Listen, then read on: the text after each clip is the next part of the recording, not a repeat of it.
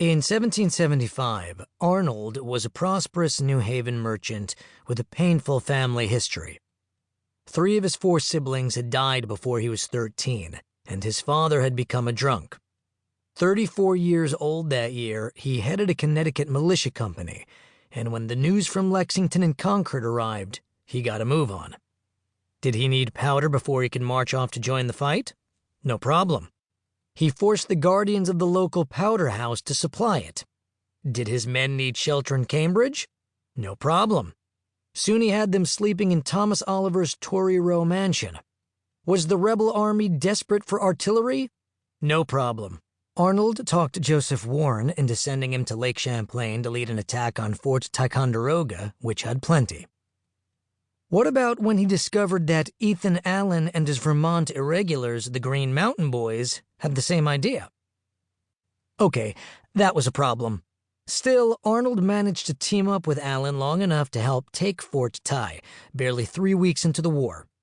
The next thing anyone knew, he had taken over a Loyalist schooner, mounted a few guns on it, sailed it north, and captured a 70-ton British sloop of war at Saint-Jean-sur-Richelieu, Quebec, giving the rebels control of the lake. And the next thing after that, leaving out the part where his wife died and he returned to New Haven to arrange for the care of his kids, he was back in Cambridge talking to Washington about invading Canada. Whoa! If you were George, wouldn't you have said, "I wish I had 20 more guys like this," and ignored the complaints already starting to come in from people Arnold had rubbed the wrong way? Their meeting took place early in August, but way back on June 13th, before the Continental Congress had even chosen its new commander-in-chief, Arnold was lobbying for a Canadian campaign. He wrote the delegates to propose an attack via Lake Champlain and Montreal that would end with the rebels taking Quebec City. Congress went for the idea, but put someone else in charge. No problem.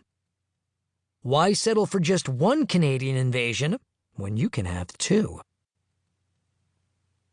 The plan Washington and Arnold agreed on was simple enough, though plenty daunting.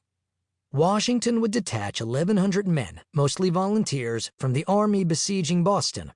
They would sail up the Kennebec River to what's now Pittston, Maine, where they would transfer their supplies into 200 smaller boats. They would then row, paddle, pole, and tow those boats beyond all trace of civilization, carry them 13 miles west to the Dead River, lug them over the height of land at the Canadian border, and proceed down the Chaudière River to Quebec City. With luck, the French inhabitants would reject their British conquerors and join the rebellion. In any case, by seizing and holding Canada's strongest city, the rebels would reshape the strategic landscape of the Revolution, preventing the British from retaking Fort Ty, proceeding down the Hudson, and cutting New England off from the rest of the colonies. It was a bold plan, but it came with a few problems. Take those bateaux, as everyone calls the Arnold expedition's principal mode of transportation. Heavy, flat-bottomed river craft with high, pointed bows and sterns, they were designed to carry 4 men and perhaps half a ton of cargo.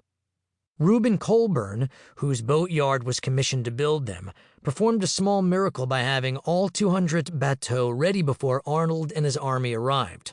Alas, that miracle was achieved using green pine, seasoned wood being unavailable, and fewer than the usual number of nails, which were in short supply. Arnold promptly asked Colburn to build 20 more.